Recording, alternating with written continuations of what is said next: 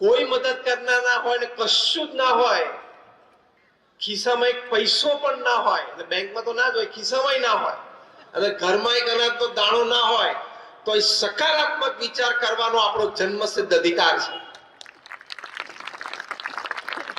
સમૃદ્ધતા વિચારવાનો એ આપણો જન્મસિદ્ધ અધિકાર છે. આનાથી જીવન સુખી બને છે. આપણો વિષય છે કે મારું જીવન સુખી જીવન. તો સમૃદ્ધતા વિચારવી, હોપ એન્ડ ઓપ્ટિમિઝમ, સારું થશે. હું થોડો પ્રયત્ન કરીશ તો પ્રશ્નમાંથી બહાર નીકળી જઈશ. મારે મિત્ર વર્તુળ સારું છે, હું કોકને વાત કરીશ તો મને કંઈક થોડી ઘણી મદદ મળશે. હું આ પ્રશ્નમાંથી બહાર નીકળવા માટે પ્રયત્ન કરીશ તો મને મદદ મળશે. આને પ્રયત્ન કર્યો તો આગળ વધ્યો, આને પ્રયત્ન કર્યો તો આગળ વધ્યો, આને પ્રયત્ન આગળ વધ્યો તો હું પણ પ્રયત્ન કરીશ, હું પણ આગળ વધીશ. એવા સકારાત્મક, હોપફુલ, એટલે આશાવાદી, ઓપ્ટિમિસ્ટિક વિચારો હંમેશા જીવનમાં રાખવા. અને આ બધા શબ્દો ડિક્શનરીમાંથી કાઢી જ નાખવાના. હાય હાય, આપણા હાથમાંથી પેલી કપરકાબી છોડે તો મરી ગયા, આટલામાં ના મરાય, ખાલી કપરકાબી ફૂટે. એટલે આપણી માનસિકતા, આપણા શબ્દો એવા થઈ ગયા, એટીટ્યુડ્સ એવા થઈ જાય. કારણ કે આપણને મૂળભૂત આપણે જે વાત કરીએ છીએ ઊંચા, સકારાત્મક અને પવિત્ર વિચારો, એ વિચારો પરાણે મગજમાં નાખવા પડે. કારણ કે માણસની બુદ્ધિ અને સ્વભાવ પ્રકૃતિ પ્રમાણે કાયમ ઊંચા, સકારાત્મક અને પવિત્ર વિચાર ન આવે. આની માટે આપણે પ્રયત્ન અંદર કરવો પડે, ને પ્રયત્ન એટલે બોલવું પડે. જીભથી 5-10 વાર મનમાં બોલવું પડે, ત્યારે વિચારો ઘૂસે, અંદર ઘૂસે, અને તો તમને જીવનમાં આઉટલુક બદલાય, પ્રગતિ થાય. એક દ્રષ્ટાંત આપું તમને. અમેરિકામાં લાઈટ જાય ને તો તરત ફોન કરે, કારણ કે પ્રાઇવેટ કંપનીઝ ઓપરેટ કરતી હોય. લાઈટ કેમ ગઈ? કારણ કે અમેરિકન છે ને એટીટ્યુડ થી જીવે છે, જવી જ ના જોઈએ લાઈટ. લાઈટ જાય છે. જાપાનમાં લાઈટ જાય ને તો તરત સેલ્ફ હેલ્પ પીપલ છે, સેલ્ફ વર્કિંગ પીપલ છે, તરત ક્યાંકથી સ્ટૂલ આવું શોધી લાવે, એની ઉપર ચડી જાય, ફ્યુઝ સરખો કરવા માટે કરે. આપણા ફ્યુઝમાં કઈ તકલીફ નથી. અને આપણે ઇન્ડિયામાં લાઈટ જાય તો બહાર આવીને અગાસીમાંથી જોવે, બાલ્કનીમાંથી, બધાની ગઈ જાય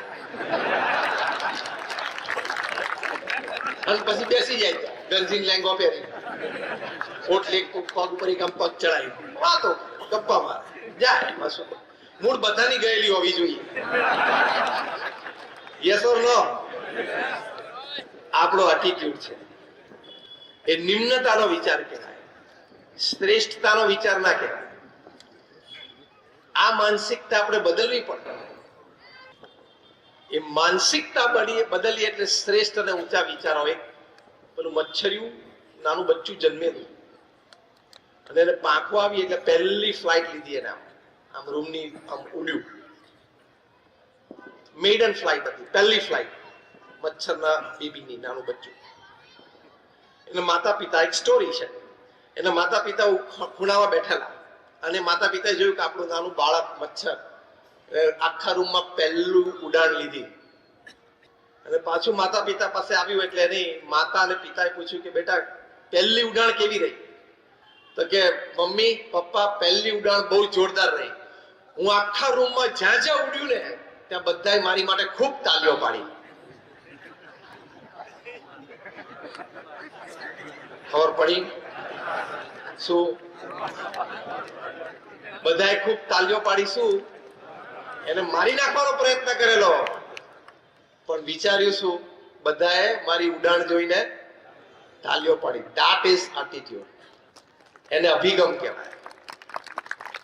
આવા અભિગમથી જીવનમાં લોકો સુખી રહી શકે. સંજોગો અને પરિસ્થિતિ તો કાયમ અનુકૂળ નહીં જ રહે, એ પૃથ્વી ઉપર સિદ્ધાંત છે. કારણ કે ભગવાને કોઈને પૃથ્વી ઉપર એમઓયુ કરીને મોકલ્યા નથી, મેમોરેન્ડમ ઓફ અન્ડરસ્ટેન્ડિંગ. જા બેટા પૃથ્વી પર જા, એવરીથિંગ વિલ હેપન, ગુડી ગુડી, બધું સારું થશે, એવી પેપર ઉપર સહી કરીને ભગવાને કોઈને મોકલ્યો નથી. કોઈની પાસે હોય તો દેખાડજો. Life is like a sine wave, ઉતરચડ તો આવવાની છે, પણ આ વિચારોની સકારાત્મકતા હંમેશા જીવનમાં રાખવી. પ્રમુખ સ્વામી મહારાજ એક વખત કહ્યું, સ્વામી ગાડી બહુ આપ શુકનિયાર છે, વર્ષમાં 3 વખત અથડાઈ. સ્વામી કે શુકનિયાર કહેવાય, 3 વખત અથડાઈ પણ કોઈને ઈજા થઈ? જો આ દ્રષ્ટિએ કોઈ એ પ્રસંગને જોવો, આ અભિગમથી એ પ્રસંગને મૂલવવો એ જીવનમાં સુખી રહેવાની ચાવી છે. બાકી ગાડી બગડે ખરી, ગાડીનો એક્સિડન્ટ થાય, પણ એક્સિડન્ટ થયા પછી તમારા વિચારો શું છે એ અગત્યનું છે. You need to have absolute control on your thought process. આપણા વિચાર અને આપણી ભાવના ઉપર જેટલો આપણો કંટ્રોલ હોય એટલો જ વ્યક્તિ સુખી થઈ શકે. તો આવા એટીટ્યુડ્સ, આવા વિચારધારા, આવી બધી વિચારધારાઓ, એનાથી વ્યક્તિ સુખી રહે છે. બીજી વાત સુખી થવાની કે આપણે જે પણ ક્રિયા કરીએ, પ્રવૃત્તિ કરીએ, વ્યવસાય કરીએ, નોકરી કરીએ, એમાં જે આપણે વાત કરી કે નીતિમત્તા અને પ્રામાણિકતા કોઈ દિવસ ચૂકતા નહીં. કારણ કે નીતિમત્તા અને પ્રામાણિકતા ચૂક્યા તો તમે એક સેકન્ડમાં હીરોમાંથી ઝીરો થઈ જાઓ. એક સેકન્ડમાં બધું હાથમાંથી જતું રહે. અત્યારે પાછો મુંબઈમાં એક બીજા પરિવારમાં 11,000 કરોડનો કેસ ચાલ્યો છે. પ્રશ્ન આ જ છે, 11,000 કરોડ છે તોય ઝઘડે છે. બોલો, 10 પેઢી બેઠી બેઠી ખાય કે નહીં? 25 પેઢી. પણ નીતિમત્તા અને પ્રામાણિકતા હંમેશા વ્યવહારમાં એ રાખવા. કારણ કે હવે સાંભળજો બરોબર, હા? કારણ કે કર્મનો સિદ્ધાંત પૃથ્વી ઉપર લાગુ પડે છે. તમે ખોટું કર્યું, કોઈનું ખોટું લીધું, એ આજે નહીં તો કાલે, કાલે નહીં તો પરમ દિવસે, પરમ દિવસે નહીં તો 100, 200, 500 દિવસે કર્મનો સિદ્ધાંત તો એ પણ કહે છે કે આ જન્મે નહીં તો આવતા જન્મે તમારે ચૂકવવું તો પડશે જ. You have to give back. આ વિચાર દ્રઢ રાખીએ અને આ વર્તન દ્રઢ રાખીએ તો જીવનમાં વ્યક્તિ સુખી થાય. આપણે જે વાત કરતા હતા, આપણા સત્શાસ્ત્રોમાં વાત છે, રામાયણમાં તુલસીદાસજીએ વાત લખી છે, પરધન પથ્થર માનીએ પર સ્ત્રી માત સમાન, ઇતને સે હરી ન મિલે તો તુલસીદાસ જમાન. આ નીતિમત્તા અને પ્રામાણિક જીવન અને વ્યવહારની જ વાત છે કે પરધન પથ્થર માનીએ, કે જે ધન આપણું નથી એ ધન આપણી માટે પથ્થર અને ધૂળ સમાન છે, થૂકાય પણ નહીં, આપણું થૂક બગડે. આ વાત તુલસીદાસજીની રામાયણમાંથી બધા સમજી જાય તો કોર્ટમાં 70% કેસ બંધ થઈ જાય એમ છે. હા કે ના? આ 7-12 માં 15-15 નામ કેવી રીતે નીકળે? 5-5, 10-10 નામ કેવી રીતે નીકળે છે? આ વાત સમજ્યા નથી, પોતે દુખી થાય છે અને બીજાને દુખી કરે છે. પર સ્ત્રી માત સમાન. અમારા સદગુરુ સંત પરમ પૂજ્ય ડોક્ટર સ્વામી આ વાત સમજાવે છે કે તમારા પત્ની સિવાય આ પૃથ્વી પર કોઈ પણ સ્ત્રી ઉંમર પ્રમાણે કાં તો તમારી માતા છે, કાં તો તમારા બેન છે, અને કાં તો તમારા દીકરી છે. એવી સમજણ, એવી દ્રષ્ટિને એવું વર્તન હંમેશા રાખવું તો બાકીના બીજા 30% કેસ કોર્ટમાંથી પૂરા થઈ જાય એમ છે. આ બધી જ વાતો અમારા પ્રગટ ગુરુહરિ મહંત સ્વામી મહારાજે 88 વર્ષની ઉંમરે સમગ્ર શાસ્ત્રના સાર રૂપે સત્સંગ દીક્ષા એક નાનો ગ્રંથ, પોકેટ બુક છે એવી લખી છે. એમાં બધા જ સિદ્ધાંતો ખૂબ સરળ અને સારા શબ્દોમાં મૂકેલા છે. It is a guideline. તો વ્યવસાય અને વેપારમાં નીતિમત્તા અને પ્રામાણિકતા, મારાથી કોઈનું ખોટું લેવાય જ નહીં, એ ગૌરવ સાથે જીવનમાં જીવવું.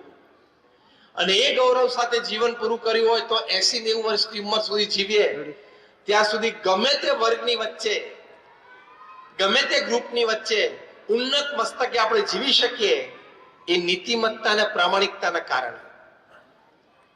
જો નીતિમત્તા અને પ્રામાણિકતા હોય, પ્રમુખ સ્વામી મહારાજ એક વખત ગાંધીનગરમાં હતા, ત્યાં બેંક ઓફ બરોડાની નવી બ્રાન્ચનું ઓપનિંગ થતું હતું. એના મેનેજર તરીકે સુનિલભાઈ પારેખ નામની એક વ્યક્તિ આવતા હતા.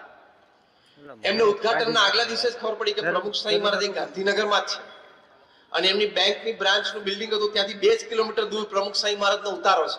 એટલે ત્યાં દોડી આવ્યા અને પ્રમુખ સ્વામી મહારાજને વિનંતી કરી, સ્વામી મને ખબર નહીં કે આપ ગાંધીનગરમાં છો, તો આમંત્રણ કાર્ડ આપને પૂછીને આપની અનુમતિ લઈને આપનું નામ છાપે. સ્વામી કે ના, અમારી કોઈ મનને એવી કોઈ મહત્તા નથી, પણ કે સ્વામી આપ પધારો ઉદ્ઘાટન માટે. પ્રમુખ સ્વામી મહારાજે કહ્યું કે અત્યારે મારે આ અક્ષરધામનો ઉદ્ઘાટન સમારોહ છે, 1992 ની આ વાત, એટલે અમે અત્યારે વ્યસ્તતા ઘણી બધી છે, આયોજન વ્યવસ્થા મિટિંગોની, પણ અમારા બે મોટા સંતો છે, એટલે ઈશ્વરચરણ સ્વામી અને વિવેક સાગર સ્વામી, કે અમારા બે મોટા સંતો છે ઉદ્ઘાટન માટે આવશે, એટલે માની ગયા. સુનિલભાઈ વિનંતી કરી કે સ્વામી એક આશીર્વાદ પત્ર લખી આપો, તો ઉદ્ઘાટન પ્રસંગે હું વાંચું એટલે અમને સંતોષ થાય કે આપ ઉદ્ઘાટનમાં છો. એટલે પ્રમુખ સાહેબ મહારાજે તરત પેન અને પેપર મંગાવી અને 5-7 લીટી ઉદ્ઘાટન પ્રસંગની શુભેચ્છા લખી આપી. ત્રીજી વિનંતી એમણે અગત્યની કરી કે સ્વામી મારી ઈચ્છા છે કે મારે તમારા બેંક એકાઉન્ટ થી મારા બેંકની શરૂઆત કરવી છે. ત્યારે આ પ્રમુખ સ્વામી મહારાજ જેમની લંડનમાં સુવર્ણ તુલા થયેલી, એ તમામ પ્રમુખ સ્વામી મેડિકલ કોલેજ કરમસદને દાન કર્યું. આ પ્રમુખ સ્વામી મહારાજ જેની અમેરિકામાં 25, 30, 35 જેટલી કી ટુ ધ સિટી મળી છે, અને ભવ્ય મોટા સન્માનો British parliament, Canadian parliament, Kenyan પાર્લામેન્ટમાં થયા છે. એ પ્રમુખ સ્વામી મહારાજે સુનિલભાઈ પારેખને કહ્યું કે તમારી ભાવના છે તો અમે સંસ્થાનું એક બેંક એકાઉન્ટ તમારી એક બેંકમાં ખોલાવશું. ત્યારે એમણે કહ્યું કે ના સ્વામી, સંસ્થાનું નહીં, મારે તમારું પર્સનલ બેંક એકાઉન્ટ જોઈએ છે. ત્યારે પ્રમુખ સ્વામી મહારાજ બોલ્યા કે મારા નામે તો બેંક એકાઉન્ટ જ નથી, અમે તો સાધુ છીએ, અમારા નામે બેંક એકાઉન્ટ હોય નહીં, મારી સહી જ કોઈ જગ્યાએ ચાલતી નથી. બીએપીએસ સંસ્થાના સર્વે સર્વા આજે બીએપીએસ ના એક પણ સંતના નામે બેંક એકાઉન્ટ નથી, એ કેશને અડતા નથી, એમની પાસે કોઈ કેશ નથી, એમણે પોતાની કેશ કોઈની પાસે રખાવી નથી. નીતિમત્તા અને પ્રામાણિકતા એ જીવનમાં ખૂબ અગત્યના છે. તો જ તમારી વાતોની લોકોને અસર થાય, તો જ શબ્દોની અસર અને પ્રેરણા લોકોને મળે. તો આટલી નીતિમત્તા અને પ્રામાણિકતા આપણે હંમેશા રાખવી કે પરધન પથ્થર માનીએ પર સ્ત્રી માત સમાન. એ નીતિમત્તા અને પ્રામાણિકતાથી જીવીએ તો જીવનમાં આપણને ખૂબ આનંદ આવે. અને નીતિમત્તા અને પ્રામાણિકતા ચૂક્યા તો પ્રશ્ન આવશે આવશે આવશે ને આવશે જ. 2018ની સાલમાં ઓસ્ટ્રેલિયાની ક્રિકેટ ટીમ સાઉથ આફ્રિકા ગયેલી. એ વખતે ઓસ્ટ્રેલિયાના કેપ્ટન હતા સ્ટીવ સ્મિથ, જે આ વખતે પણ વર્લ્ડ કપમાં એક બેટ્સમેન હતા. હવે ત્રીજી ટેસ્ટ ત્યાં કેપટાઉનમાં ચાલતી હતી, એમાં ચોથા દિવસે ટી બ્રેક વખતે કેપ્ટન સ્ટીવ સ્મિથને અંદાજ આવી ગયો કે આ ટેસ્ટ આપણે હારશું. એટલે ટી બ્રેક વખતે એમના ઓપનિંગ બેટ્સમેન ડેવિડ વોર્નર, જે આ વખતે પણ વર્લ્ડ કપમાં એના ઓપનિંગ બેટ્સમેન હતા, એને બોલાય કે David, I think we are going to lose this match, આપણે હારી જશું. ડેવિડે કીધું હા, જે રીતે મેચ જાય છે આપણે હારશું, કાલ બપોરે ટી બ્રેક સુધી મારી જશું. તો કે હારવી નથી તો શું કરીએ? તો કે કઈ ખેલ કરવો પડે. ખેલ એટલે શું? અનીતિ. એટલે ત્રીજો પ્લેયર હતો કેમેરુન બેનક્રોફ્ટ, એને બોલાયો કે તારે ખેલ કરવાનો છે. કે શું? તો આ કે લોખંડની પતરી છે ને એ તું ખિસ્સામાં ભેગી રાખજે, ટી બ્રેક પછી આપણે નવો બોલ લઈએ છીએ અને તને મિડોન પણ ઉભો રાખશું. એટલે બેટ્સમેનને બૌદ્ધા પહેલી 5 ઓવરમાં આપણે મિડલ અને લેગ ઉપર બોલિંગ કરશું, એટલે ડિફેન્સ રમશે, તારી પાસે બોલ રોલ થતો આવશે. બીજી બાજુ લેગ સાઈડમાં જશે તો પણ બોલ ઉછળતો તારી પાસે, તારે છેલ્લે બોલરને આપવાનો હોય બોલ, એના રનઅપ ઉપર પહોંચે ત્યારે તારે આ પતરી બોલ સાથે ઘસવાની. અને સીમ ની બે બાજુ હોય, સીમ ની એક બાજુ તારે બોલને ડલ કરી નાખવાનું, એટલે કે એની શાઇન, એની ચમક ઘટાડી દેવાની. એટલે આને તો હવે કેપ્ટન ને વાઇસ કેપ્ટને કીધું, એટલે હવે એને તો છૂટકો નહોતો. એટલે એને લોખંડની પતરી ખિસ્સામાં રાખી, જ્યારે જ્યારે બોલ એની પાસે આવે ને ત્યારે આમાં 2-4 વખત પતરી ઘસીને પછી બોલરને આપી દે. એમ 8-10 વખત એની પાસે બોલ આવ્યો 5-7 ઓવરમાં, ત્યાં સુધીમાં સીમ એટલે જે સીઝન, તમારી વાતોની લોકોને અસર થાય, તો જ શબ્દોની અસર અને પ્રેરણા લોકોને મળે. તો આટલી નીતિમત્તા અને પ્રામાણિકતા આપણે હંમેશા રાખવી કે પરધન પથ્થર માનીએ પર સ્ત્રી માત સમાન. એ નીતિમત્તા અને પ્રામાણિકતાથી જીવીએ તો જીવનમાં આપણને ખૂબ આનંદ આવે. અને નીતિમત્તા અને પ્રામાણિકતા ચૂક્યા તો પ્રશ્ન આવશે આવશે આવશે ને આવશે જ. 2018ની સાલમાં ઓસ્ટ્રેલિયાની ક્રિકેટ ટીમ સાઉથ આફ્રિકા ગયેલી. એ વખતે ઓસ્ટ્રેલિયાના કેપ્ટન હતા સ્ટીવ સ્મિથ, જે આ વખતે પણ વર્લ્ડ કપમાં એક બેટ્સમેન હતા. હવે ત્રીજી ટેસ્ટ ત્યાં કેપટાઉનમાં ચાલતી હતી, એમાં ચોથા દિવસે ટી બ્રેક વખતે કેપ્ટન સ્ટીવ સ્મિથને અંદાજ આવી ગયો કે આ ટેસ્ટ આપણે હારશું.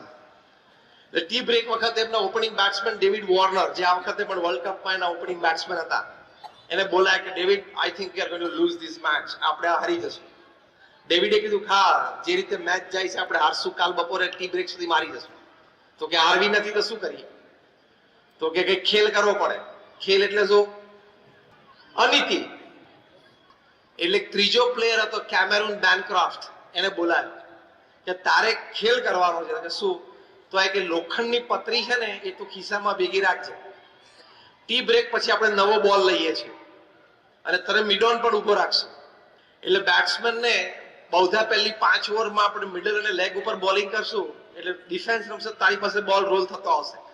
બીજી બાજુ લેગ સાઈડમાં જશે તો પણ બોલ ઉછળતો તારી પાસે, તારે છેલ્લે બોલરને આપવાનો હોય બોલ, એના રનઅપ ઉપર પહોંચે ત્યારે તારે આ પતરી બોલ સાથે ઘસવાની અને સીમ ની બે બાજુ હોય, સીમ ની એક બાજુ તારે બોલને ડલ કરી નાખવાનું, એટલે કે એની શાઇન, એની ચમક ઘટાડી દેવાની.